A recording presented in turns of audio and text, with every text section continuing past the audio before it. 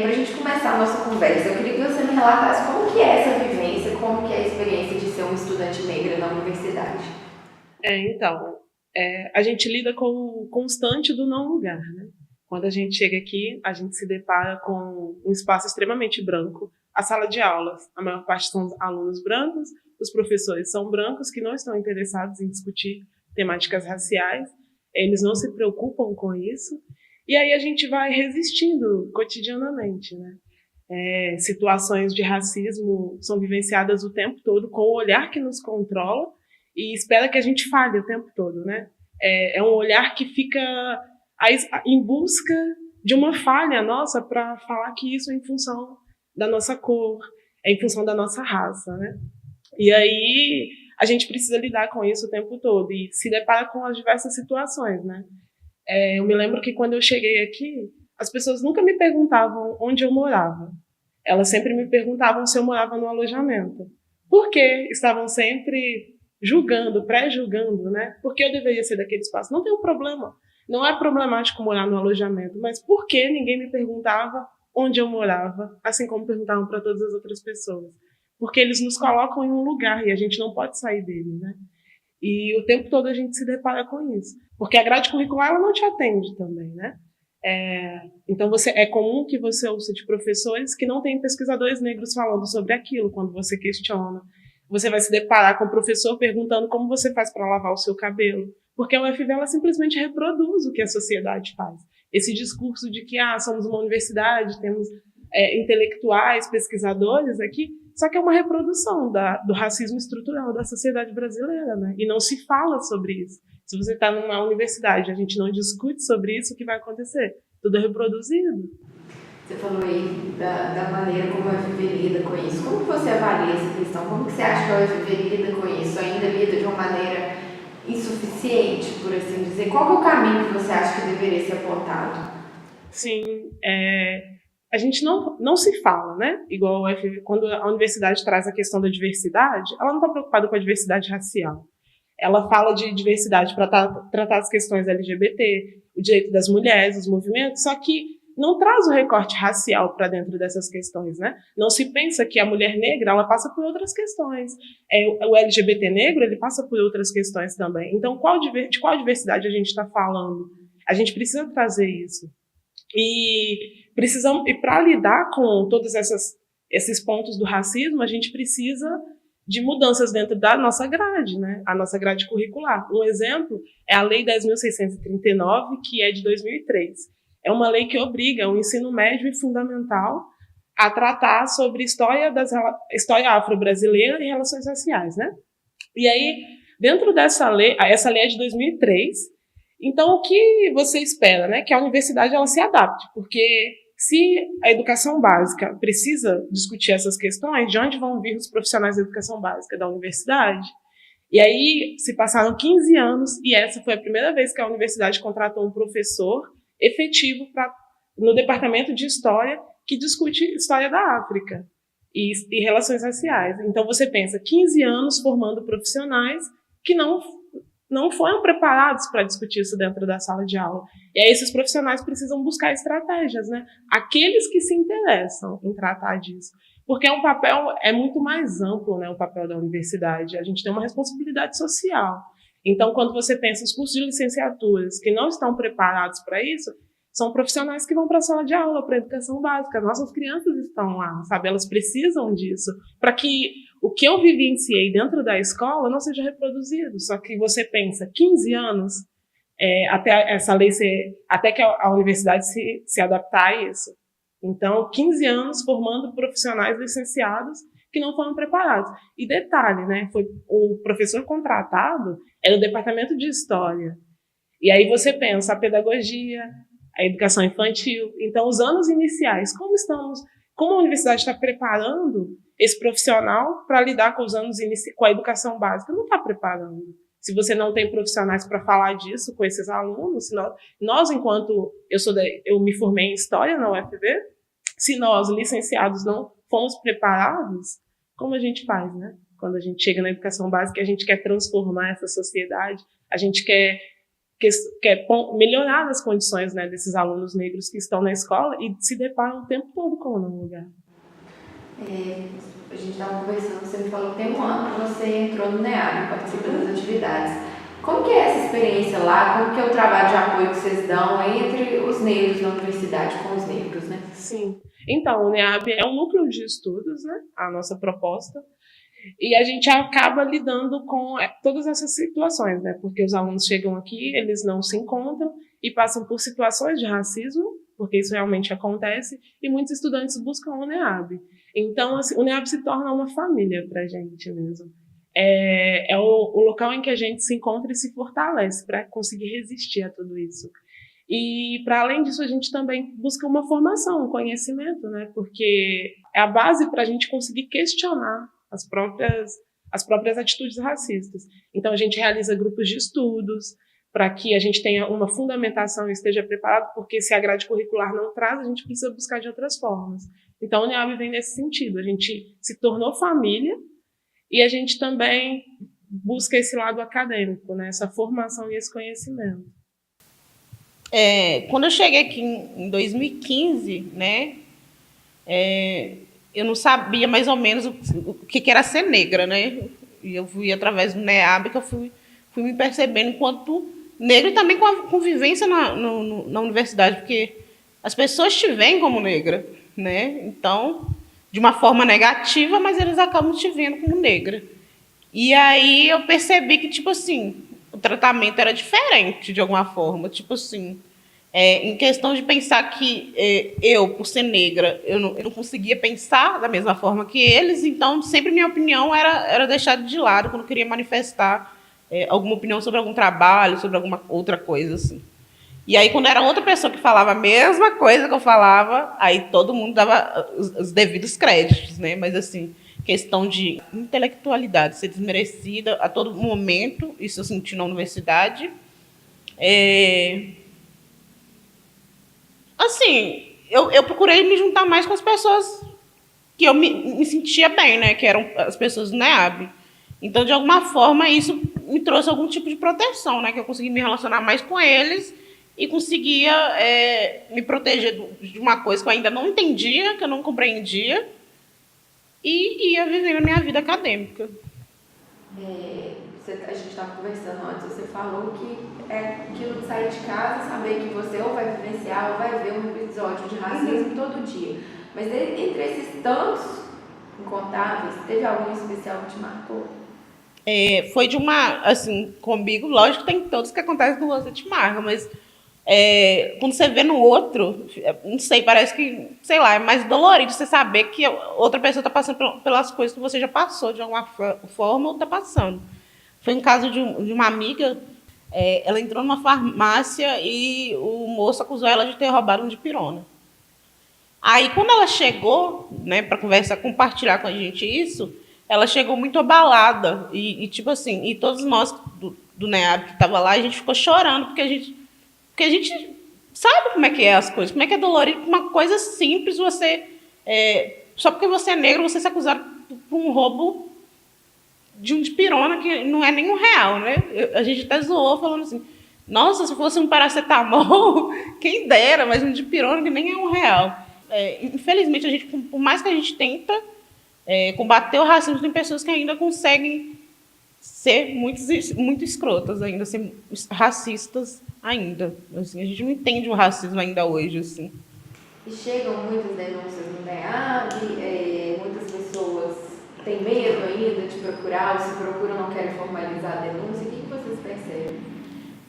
Chegam, eu não sei se são muitas, né, mas chegam algumas denúncias no NEAB. Tem as pessoas que sofrem e não falam, que a gente só sabe o que aconteceu, mas não chegam até a gente. E as que chegam, né, a gente tenta dar o apoio, o melhor apoio, orientar, a gente tenta dar um apoio também jurídico, porque tem uma pessoa do direito no NEAB, aí a gente procura ver o que a gente pode fazer para poder ajudar essa pessoa. Além do apoio, de falar, de estar perto, de estar abraçando e falar que não, que racista não nos define. E aí é isso. E tem medo de denunciar? Tem, é medo, porque sei lá, Às vezes, quando acontece um ato, quando você sofre racismo, nem você mesmo consegue compreender o porquê daquilo. Você não sabe o que motivou a pessoa a ser desse jeito. Você acaba pondo a culpa em você. Será que foi alguma coisa? Sei lá, mas o racista que é racista mesmo. E quando a gente passa a perceber isso, a gente consegue lidar mais com a questão do racismo. Que o errado não é você por ser negro, e sim a pessoa por ser escrota. Ser um estudante negro no FV é, acima de tudo, juntar força todos os dias para acordar e seguir em frente. Porque você sabe que no meio do seu dia sempre vai ver alguma coisa racista acontecendo, ou com você ou com as pessoas ao seu redor. Então tem muita coisa que as pessoas fazem, elas não percebem, por exemplo, ou não problematizam o ato. É o fato, por exemplo, de algumas vezes eu estar na fila do RU e as pessoas a todo instante fiscalizar a bolsa para ver se a bolsa não está aberta. Né? Quando você está na BBT, a pessoa fala assim, gente, vou dar um pulinho ali, mas toma conta das minhas coisas. Como assim, se sumir foi você que o roubou, teoricamente, sabe? Então já vou te pedir para tomar conta daquilo. Então não existe essa problematização. Tem várias formas assim diárias de você morrer e renascer, sabe?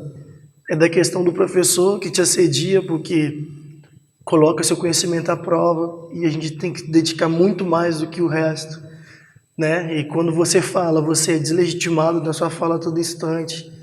E aí você tem que juntar forças e tentar seguir, né? E perceber que você faz parte de algo maior e que você não pode deixar a peteca cair agora.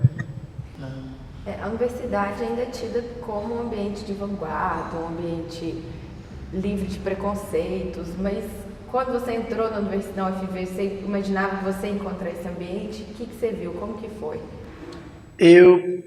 Eu acreditava num ambiente mais amigável, né? Porque eu sempre acreditei que a educação transformaria o mundo.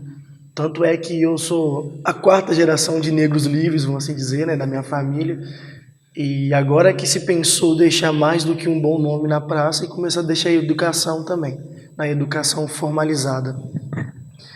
E aí eu acabei me assustando um pouco quando eu cheguei aqui, nós éramos bem menos, então a situação era bem mais tensa. Hoje a gente consegue se sentir presente em alguns espaços, mas ainda tem muito que ser feito.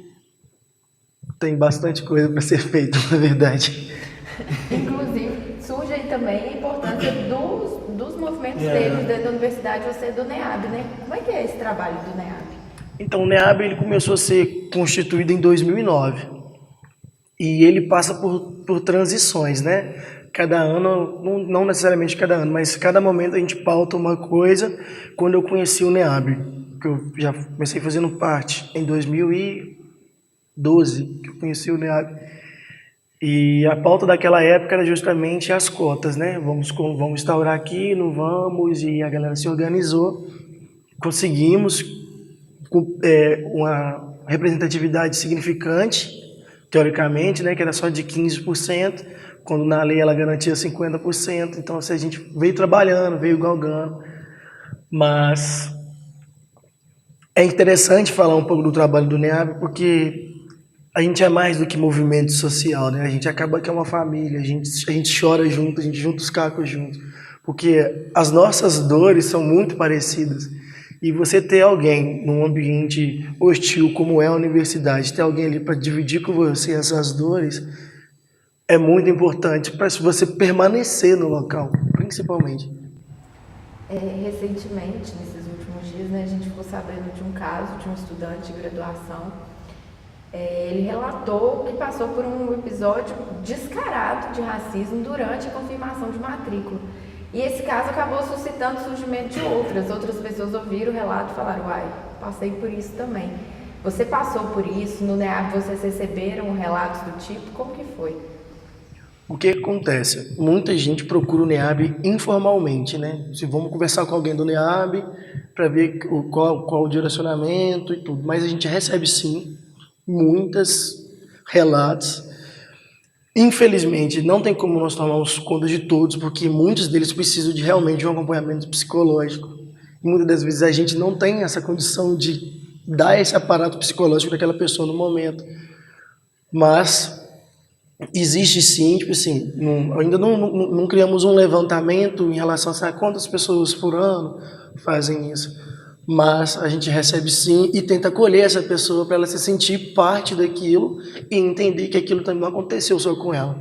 Porque muitas das vezes, quando você vai pegar relatos de estudantes negros que abandonam a universidade, é porque em algum momento da vida eles acreditam que aquilo aconteceu só com eles, né? E aí, quando você chega no NEAB, quando as pessoas começam a partilhar as vivências e a pessoa começa a perceber, não, peraí, assim, não foi só comigo, isso acontece com todo mundo, isso está errado de acontecer e a gente tem que fazer alguma coisa, né? E aí quando você começa a partilhar isso, você consegue ter força, por mais que você esteja totalmente desestruturado, você consegue respirar e seguir em frente e correr atrás mais um dia, né?